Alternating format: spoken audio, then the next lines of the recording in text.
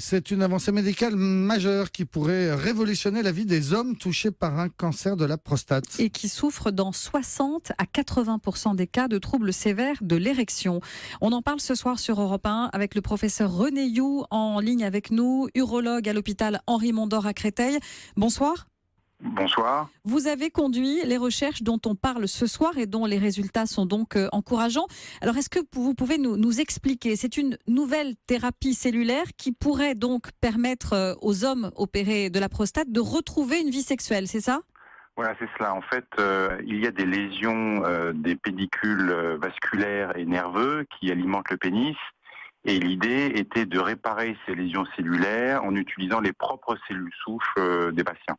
Alors, comment ça se passerait?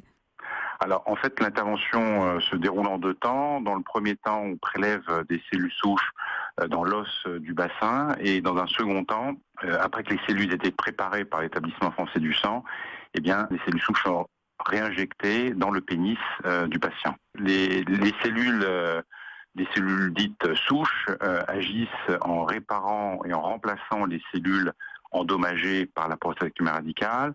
D'autre part, on sait que ces cellules souches sécrètent des facteurs qui vont stimuler la repousse nerveuse et vasculaire. Donc c'est la raison pour laquelle on pense que cette stratégie thérapeutique a un intérêt dans le cadre des troubles de l'érection après prostatectomie radicale. Et on peut espérer quel résultat? Alors on peut espérer, lorsque la dysfonction érectile n'est pas trop sévère et pas trop chronique, récupérer une fonction érectile normale. Alors, vous le disiez, pour l'instant, c'est un essai. Est-ce que cette thérapie cellulaire pourrait être généralisée? Bien, c'est ce qu'on espère. C'est quelque chose qui pourrait effectivement être indiqué dans d'autres formes de troubles de l'érection. D'autres pathologies, pas seulement voilà. le cancer de la prostate? C'est-à-dire qu'on s'est attaqué en fait à la forme de dysfonction érectile la plus sévère. On a plein de pathologies et en fait toutes les pathologies cardiovasculaires, tous les facteurs de risque cardiovasculaire, hypertension, diabète, cholestérol, tabagisme, etc.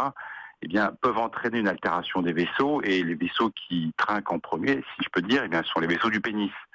Donc, on peut imaginer que dans les dysfonctions érectiles dites organiques, et là, dans ces cas-là, on peut espérer améliorer au moins partiellement la fonction érectile.